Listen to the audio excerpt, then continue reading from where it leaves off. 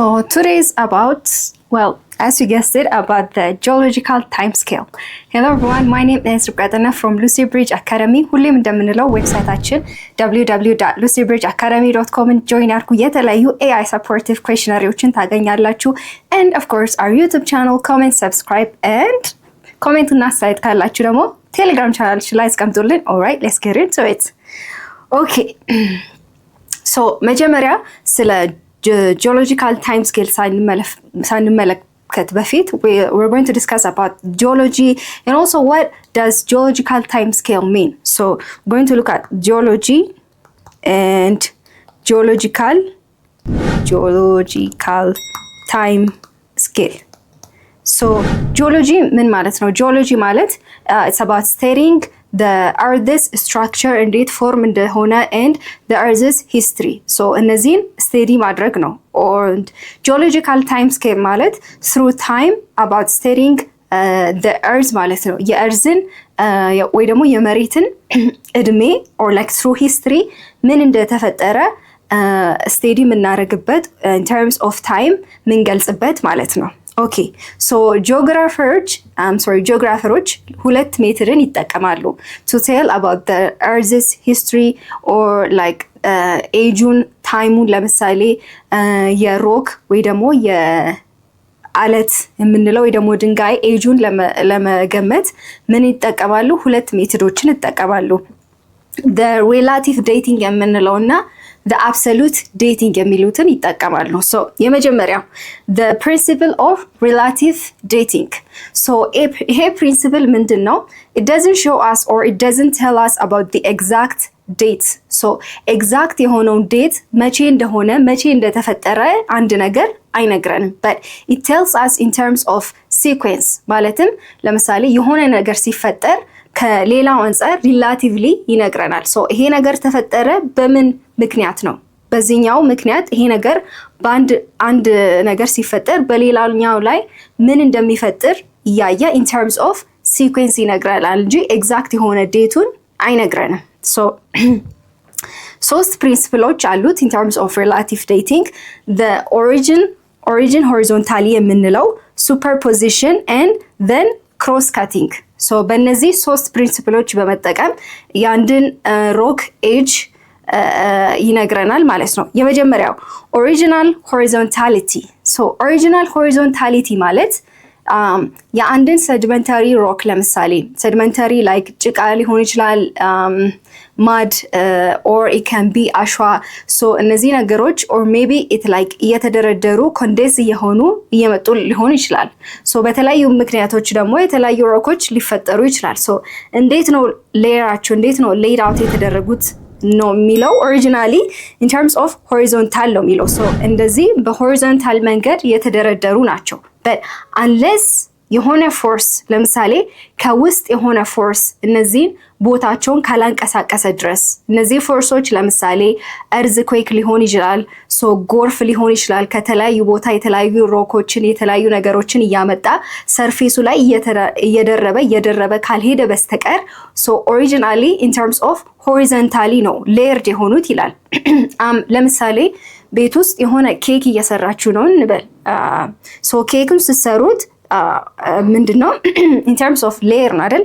ሶ እንደዚህ ቁራጭ የሆነ piece of cake አለ, ሆሪዞንታሊ ታስቀምጣላችሁ, በመሃል የሆነ ክሬም ትቀቡታላችሁ, አሁንም ትደርባላችሁ, ክሬም አለ, እየደረባችሁ ሆሪዞንታሊ አስቀምጣችሁታል. በት እንደ ድንገት ደግሞ የሆነ ቦታ ሊድ ብላችሁ ሄዳችሁ ስትመጡ ምንን ታያላችሁ? ኬኩ ከጎን የሆነ ተጨፍልቆ ነገር ታያላችሁ. ሶ then you're like የሆነ ነገር የሆነ ክስተት ተፈጥሯል ትላላችሁ. ሜቢ ቅድም እየሰራችሁት ስዞሩ ወይ በእጃችሁ ነክታችሁት ሊሆን ይችላል, or የሆነ ወንበር or የሆነ ሰው ነክቶት ሊሆን ይችላል. unless otherwise ግን መጀመሪያ ሌየሩ ፋውንዴሽኑ እንዴት ነበር? ሆሪዞንታሊ ነው ሌየሩን ደርድራችሁት ያስቀመጣችሁት. ሶ ኦሪጂናል ሆሪዞንታሊ የምንለው unless የሆነ ፎርስ ካልመጣ በስተቀር ኦሪጂናሊ ሶ ሌይድ አውት እንደዚህ ነው የሚለው. sorry, superposition የምንለው ምንድነው? ሶ ይሄ ሆሪዞንታሊ የተቀመጡት it tells us if it is young or it tells us if it is old. ሶ young ነው old ነው የሚለውን ያሳየናል. ሶ ይሄ ነገር የቆየ ነው ኦር ወይ ደግሞ በቅርብ የመጣ ነው የሚለውን ነው። ሶ ያንግ እና ኦልድ እንዴት ነው የምንለየው? ከስር ያሉት is always what they are always old ይነላል። መጨረሻ ላይ የተቀመጡት ምንድናቸው? በጣም የቆዩ ናቸው ይለናል። ከላይ የተደረቡ ቅድም ያለው የተለያዩ ጎርፎች ከሌላ ቦታ የተለያዩ ሮኮች የተለያዩ ሰርፌሶችን ያመጣና እላዮች ላይ እየደረበ ኮንዴንስ እየሆኑ እየተጨፈለቁ ወደ ታች እየተደራረቡ ሲሄዱ ወደ ላይ መጨረሻ ላይ ወይ ደግሞ እየተደረበ የሚመጣው ፓርት ከላይኛው ምን እንላለን? ያንግ እንለዋለን። ሶ ከስር ያለው ሁሌ ምንድነው? ኦልድ ነው፣ የድሮ ነው ማለት ነው፣ በጣም የቆየ ነው ማለት ነው። ይሄ ለምሳሌ ይሄ አለት ከሆነ ኦር ሮክ ከሆነ ይሄ ነገር የቆየ ነው፣ ከላይ የመጣው አዲስ ነው ማለት ነው። ሶ ክሮስ ካቲንግ የምንለው ደግሞ ምንድነው? አንዳንዴ የሆነ ስትራክቸር ወይ ደግሞ የሆነ አለት አለ እንበል።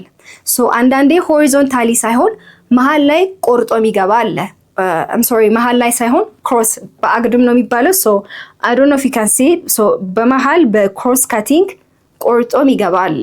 ሶ ይሄ ምን እንለዋለን? ክሮስ ካት ያደረገው ይሄኛው ያንግ ነው እንለዋለን። ሶ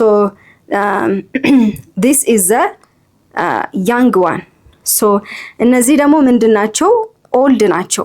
ሶ ክሮስ ካት አድርጎ የገባው ሁሌ አዲሱ ነው፣ አዲስ የመጣው ነው። እነዚህ ግን ከላይ ያሉት ግን በጎን የተቀመጡት ተቆርጦ ሳይቆረጡ በመጀመሪያ የነበሩት ግን ኦልድ ናቸው። ሶ ሪላቲቭ ዴቲንግ የምንለው እነዚህም ፕሪንሲፕል ይጠቀማል ማለት ነው። ቱ ቴል አስ the age የአንድን አለት ወይ ደግሞ የአንድን ድንጋይ ሊነግረን እንዴት ነው የሚነግረን? is it ኦልድ ነው አዲስ ነው ወይ ደግሞ የቆየ ነው የሚለውን in terms of sequence ነው የሚነግረን። አንድ ነገር በሌላ ነገር የሚያመጣውን አንድ ነገር በሌላ ነገር ላይ የሚያመጣውን ክስተት በማየት it tells us about the age ማለት ነው። ኦኬ absolute dating። so absolute dating ደግሞ it tells us the exact age በምንድን ነው? it tells us in numbers። so በነምበርስ in figures የሚነግረን ነው። ለምሳሌ ይሄ ድንጋይ 4.5 ቢሊዮን years ago ነው ስንል we are telling in numbers አይደል? ኤግዛክት ዴቱን እየተናገርን ነው። ሶ ይሄ absolute dating ይባላል። ሶ how does the absolute dating work? እንዴት ነው መገመት ወይ ደግሞ መናገር የምንችለው? well inside the rock በእነዚህ ድንጋዮች የተለያዩ ኤሌመንቶች አሉን አይደል? ለምሳሌ ሬዲዮ አክቲቭ አይሶቶፕስ የምንላቸው የተለያዩ አይሶቶፕስ የተለያዩ ኤሌመንቶች አሉ። ሶ ይሄ አብሶሉት ዴቲንግ ምን ያደርጋል? በሮክ ውስጥ የቀረው አይሶቶፕስ ለምሳሌ 25% 10% ሊሆን ይችላል የቀረው አይሶቶፕስ። ሶ በዛ ውስጥ የቀረውን ፐርሰንት የአይሶቶፕሱን ፐርሰንት በመመልከት ሶ ፕሪዲክት ያደርጋል ማለት ነው ወይ ደግሞ ይነግረናል። ሶ ይሄንን ዴፊኒሽን ሞር አንደርስታንድ ለማድረግ let me erase that more isotopes ምን እንደሆኑና ሬዲዮ አክቲቭ ኮንቨርዥን ምንለው እንመልከት። ሶ አይሶቶፕስ የምንላቸው they are elements in different forms። ለምሳሌ ካርበን 12 ካርበን 14 ሶ ሁለቱም አንድ ናቸው አይደል? ካርበን ናቸው but they are in 12 14 ስንላቸው ኤሌመንትስ ሆነው በተለያዩ ፎርሞች ሲሆኑ አይሶቶፕስ እንለዋቸዋለን። ሶ ሬዲዮ አክቲቭ ኮንቨርዥን ምንለው ደግሞ ምንድነው? ለምሳሌ አንድ ኤሌመንት ሶ it wants to be stable መሆን ይፈልጋል። ሶ when it tries to convert from unstable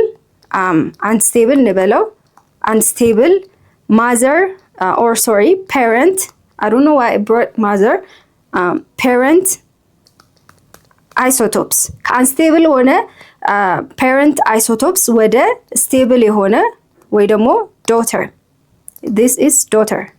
so ከአንስቴብል ከሆነ parent isotopes ወደ stable በሆነ daughter isotopes ሲሄድ radioactive conversion ይፈጠራል። ሶ ስቴብል መሆን በሚፈልግበት ጊዜ ኦፍ ኮርስ የተለያዩ ነገሮች ይፈጠራሉ አይደል?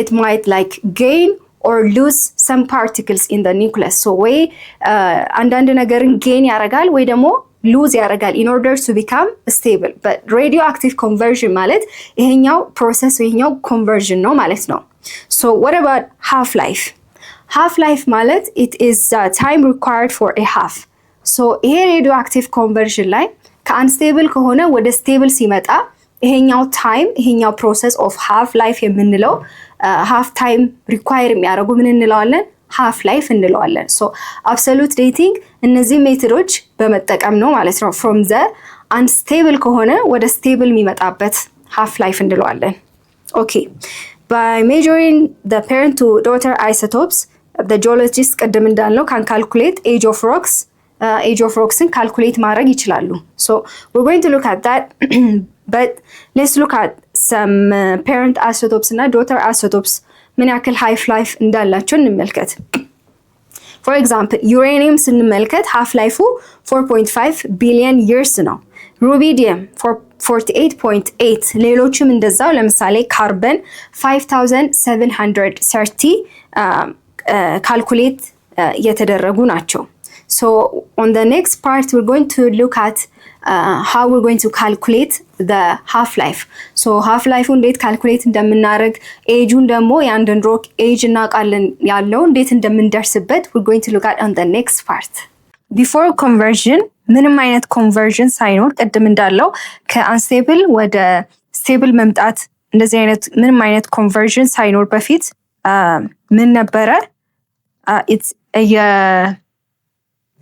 before conversion የፓረንቱ ምንድነው ፓረንቱ almost 100% ነው ማለት ነው 100% ነው convert ሳይደረግ በፊት so 100% ከሆነ ፓረንቱ so daughter isotopes ደግሞ ስንት ነው ማለት ነው 0 ነው ማለት ነው before conversion is always 100% full ነው ማለት ነው daughter isotopes ደግሞ 0 ነው so now let's look at the number of half-lives and proportion percentage of total isotopes half-life ምን ያክል እንደሆነ በቁጥርና percentage of እነዚህ isotopesዎችን እንመልከት so መጀመሪያ number of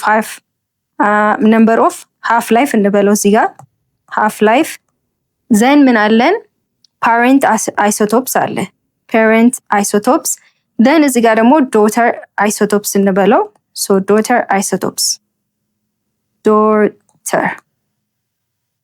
so እነዚህ እንክፈላቸውና በhalf life ስንት እንዳላቸው እንመልከት so when it is 100% conversion ሳይኖር ምን ብለናል parent isotopes 100 ነው ብለናል አይደል so daughter isotopes ደግሞ 0 ነው ይሄኛው በምን half life ላይ ነው ምንም አይነት half life የለም so it is 0 ይሄኛው ደግሞ 100% ነው daughter ደግሞ 0 but then ለምሳሌ ይሄ ፓረንቱ 50% ኮንቨርት ሲሆን ለምሳሌ 50% ቢሰጥ so ይሄኛው daughter isotopes ምን ያክል ይወስዳል 50 ይወስዳል ማለት ነው so ይሄኛው በምን half life ላይ ነው the first half life ላይ what about the second ሁለተኛው half life ላይ ደግሞ ይሄኛው ግማሹን ሲሰጥ አሁንም 25% ይሆናል አይደል so ይሄኛው 25% ፓረንቱ ከሰጠ ዶተሩ ደግሞ ስንትን ይወስዳል it takes about ስንደምረው አንድ ላይ 75 ይወስዳል okay 75 but then on the third half life በሶስተኛው half life ደግሞ ይሄኛው ግማሹን ስንት ይሆናል 12.5 ይሄ 12.5 ከሆነ ይሄኛው ስንት ይሆናል 87.5 ይሆናል so ይሄኛውን erase ላርጎ I think more በደንብ እንዲታያችሁ let me get my highlighter so ይሄኛውን እነዚህ እንክፈላቸው so ይሄኛው 75 ነው ማለት ነው so በመጀመሪያው ምን ብለናል if there is no conversion so half life የለም ከሆነን so ይሄኛው 100% ነው parent isotopes daughter ደግሞ ምንም የተቀበለው የለም so ይሄም 0 ነው ማለት ነው on the first half life ላይ parent isotopes ግማሹን ሲሰጥ 50 ይሆናል አይደል so daughter isotopes ደግሞ ስንት ወሰደ ማለት ነው ከዚህኛው 50 ወሰደ on the second half life ይሄኛው parent isotopes 25 ይሆናል ከ50 አሁንም ግማሹ ሲሰጥ 25 ይሆናል daughter ደግሞ 50 ነበረ 25 ይሄንን ስንጨምርበት አሁንም ሌላ 25 ሲሆን 75 ይሆናል now on the third half life ላይ አሁንም ግማሽ ሲሰጥ ይሄኛው 12.5 ይሆናል የዚህ ግማሽ ማለት ነው። ሶ ይሄኛው ዶተር ደግሞ I think more confused እንዳያረጋችሁ ይሄ እቺ ቁጥር በመሃል ላይ እየገባች ሶ ሃይላይተር ኦኬ ይሄ 50 ሶ ይሄኛው ስንት ይሆናል 75 12.5 ስንጨምርበት 87.5 ይሆናል። So this is the proportion in terms of doing radioactive conversion ላይ የparents እና የdaughter isotopes ምን ያክል እንደሆነ በዚህ ነው መጀመሪያ የምናውቀው። ኦኬ now let's say for example ይሄኛው ኢሜጅ አለ so just እንደ ኢሜጅ እንውሰደው። ይሄ የሆነ በጣም የቆየ ሮክ ነው ብለን እንውሰድ። so just calculate ለማድረግ absolute datingን ተጠቅመን calculate ለማድረግ ይሄኛው እንደ ሮክ ነው ብለን ስትራክቸሩን እንውሰድ። so in terms of absolute dating ምን ብለናል? so የተለያዩ ኤሌመንቶች የተለያዩ አይሶቶፕሶች ኤሌመንቶች በውስጣቸው አለ ብለናል። so ለምሳሌ በዚህኛው ውስጥ ምን አገኘን? ካርበን አገኘን እንበል። so ምን ያክል ፐርሰንት ካርበን አገኘን? for example 25% ካርበን በውስጡ አገኘን እንበል። so half life-ን ካልኩሌት እናርግና we're going to estimate the age of the rock. so 25%. so the carbon we got the carbon which is 25%. so 25% ነው ማለት ቅድም እንብለናል 25% ላይ ካለ ምንድነው ብለናል?